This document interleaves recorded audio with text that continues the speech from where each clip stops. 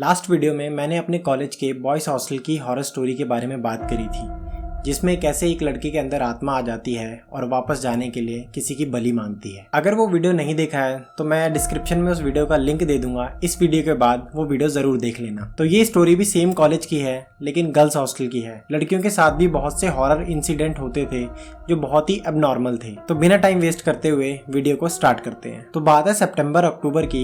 Lockdown का time चल रहा था और कॉलेज में बहुत ही कम बच्चे हुआ करते थे। मैं जिस हॉस्टल में रहता था उसमें गिन चुन के 7 से 8 बच्चे रहते थे। बाकी सारे बच्चे कोविड की वजह से घर चले गए थे। लेकिन मैं लॉकडाउन के टाइम पर घर नहीं गया था। मैंने अपना पूरा टाइम हॉस्टल में और कॉलेज में ही निकाला था। मेरा कॉलेज पहाड़ों में ही था और उसकी कोई भी बाउंड्रीज नहीं थी, मतलब चारों तरफ पहाड़, पेड़ और हरियाली ही थी। तो मैं और मेरी फीमेल फ्रेंड हम हफ्ते में 1-2 बारी ट्रैकिंग पर चले जाया करते थे और शाम को वापस आ जाया करते थे। फिर हमने सोचा कि लॉकडाउन में ज्यादा कुछ तो है नहीं करने को, क्यों ना जिम ही ज्वाइन कर लेते हैं। लेकिन कोविड की वजह से जिम वगैरह सब चीजें बंद होती थी।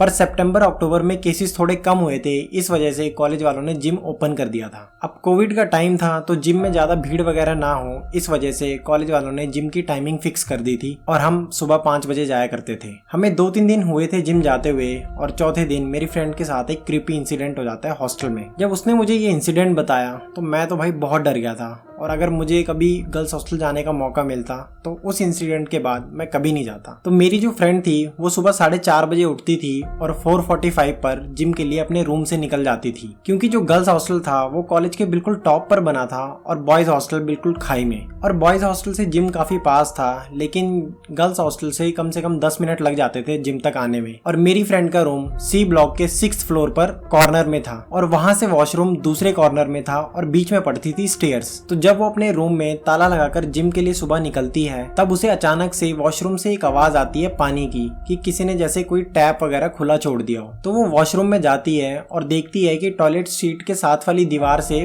पानी निकल रहा होता है और पानी वॉशरूम के फ्लोर पर फैल रहा होता है, जिसकी वजह से उसके जूते भी गीले हो जाते हैं सिर्फ आगे वाले साइड से। तो वो वॉशरूम से थोड़ा बाहर आती है और केयर टेकर आंटी को फोन करती है कि कोई और कनेक्शन या कोई वॉल्व हो पानी का तो वो उसे बंद कर दें। लेकिन केयर टेकर आंटी फोन नहीं उठाती हैं। फिर वो सोचती है कि वहां पर थोड़ा सिग्नल वगैरह कम आ रहे होंगे, इसलिए वो स्टेयर्स के पास जाती है और वहां पर एक बार फिर से फोन करती है, लेकिन दोबारा वो आंटी फोन नहीं उठाती हैं। फिर वो फोन को जेब में रखती है और वो नोटिस करती है कि वॉशरूम से पानी की आवाज आना बंद हो जाती है। तो उसे लगता है कि केयर टेकर आंटी आ गई होंगी और उन्होंने वॉशरूम में पानी बंद कर दिया होगा, क्योंकि 5 बजे के करीब ही उनका टाइम होता है पानी वगैरह भरने का। लेकिन वो वॉशरूम की तरफ दोबारा जाती है चेक करने के लिए पानी किसने बंद करा है, कि आंटी नहीं बंद करा है या कोई और भी है वहां पर। तो वो जैसे ही वॉशरूम के एंट्रेंस पर पैर रखती है, एकदम ठंडी हवा का झोंका सा आता है और उसे एकदम गूज़बम्स आ जाते हैं, बिल्कुल ही रोंगटे खड़े हो जाते हैं भाई उसके। उसके बाद वो फ्लोर की तरफ देखती है तो फ्लोर पर तो बिल्कुल ही पानी ही नहीं होता है। ऐसे लगता है कि कभी उस पर पानी गिरा ही ना हो, इतना सूख रखा होता है वो। लेकिन जब वो पहले आई थी तो दीवार से पानी भी निकल रहा था और फ्लोर पर भी काफी पानी फैला हुआ था, जिसकी वजह से उसके जूते भी गीले हो गए थे। और फिर वो नोटिस करती है कि उसके जूते भी बिल्कुल सूख रखे होते हैं। वो काफी घबरा जाती है कि ऐसा कैसे हो सकता है एकदम से। अभी तक वो वॉशरूम के एंट्रेंस पर ही होती है। फिर वो सोचती है क्यों ना वहां देखा जाए जहां से पानी आ रहा था दीवार में से, मतलब जहां से पानी लीक हो रहा था, वो वहां देखने की सोचती है कि उस साइड जाकर देखती हूँ। कई बार हम किसी मुसीबत में होते हैं तो हमारे मन से एक आवाज आती है कि इंट्यूशन सी आती है कि ये काम गलत है यार, मत करो इस चीज को। तो उसे भी उस टाइम बहुत खराब इंट्यूशन आई थी और वो वहां से मुड़ने लगती है। और जैसे ही वो अपने वॉशरूम के दरवाजे से स्टेयर्स की तरफ टर्न करती है, उसे एक ऐसा फील होता है कि वहाँ पे एक कोई एंटिटी है, कोई साया या कुछ है वहाँ पर जहाँ से पानी आ रहा था।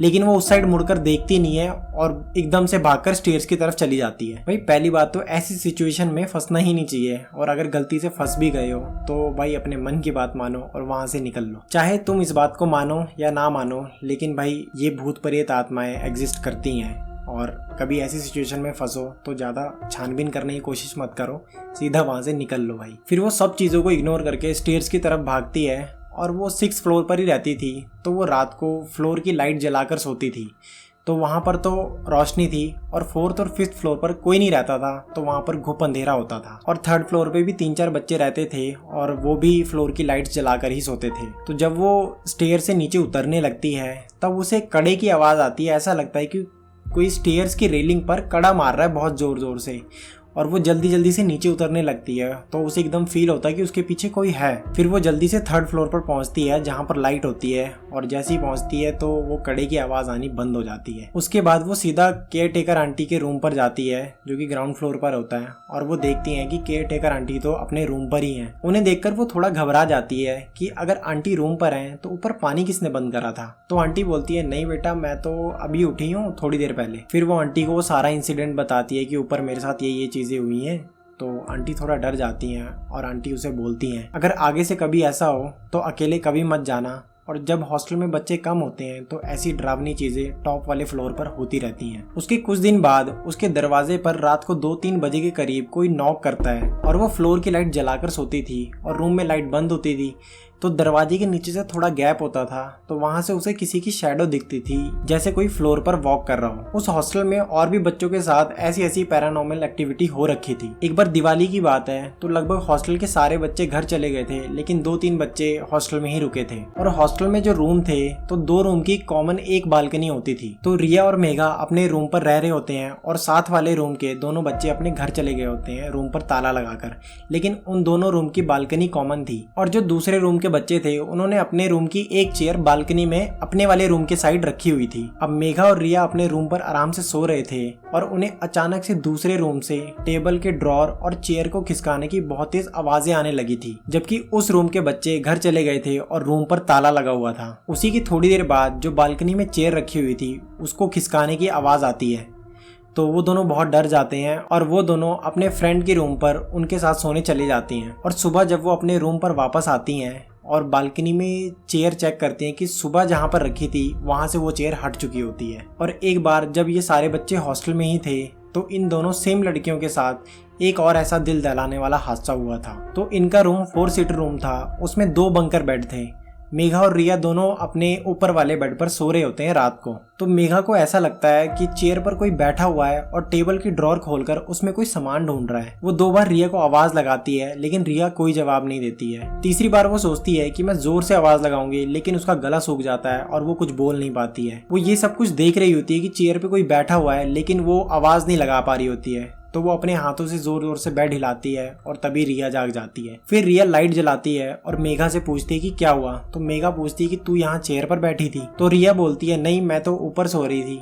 तो मेघा बताती है कि मैंने चेयर पर किसी को देखा है। ये सुनकर दोनों डर जाते हैं और मेघा काफी रोने लगती है। बच्चों ने ये पैरानॉर्मल एक्टिविटीज के बारे में वार्डन से डिस्कस करा था, लेकिन वार्डन इस बात को मानने को तैयार ही नहीं होती थी। कहती थी, तुम कॉलेज और हॉस्टल को डिफेम करने में लगे हो, तुम्हारे साथ के बच्चे तुम्हें डरा रहे होंगे, और हॉस्टल में अक्सर बच्चे ऐसी चीजें करते हैं। अब काफी सारे बच्चों के साथ ये सारी चीजें हुई थी, तो इसे झुटलाया नहीं जा सकता है। तो आज की स्टोरी में बस इतना ही। अगर आपके पास भी कोई ऐसी हॉरर स्टोरी है तो मैं डिस्क्रिप्शन में एक मेल आईडी का लिंक दे दूंगा, आप वहां पर नेम और एड्रेस के साथ अपनी स्टोरी मेंशन कर सकते हो। अगर आपको वीडियो पसंद आया हो तो वीडियो को लाइक, शेयर और चैनल को सब्सक्राइब जरूर कर लेना। मिलते हैं नेक्स्ट वीडियो में, तब तक के लिए बाय।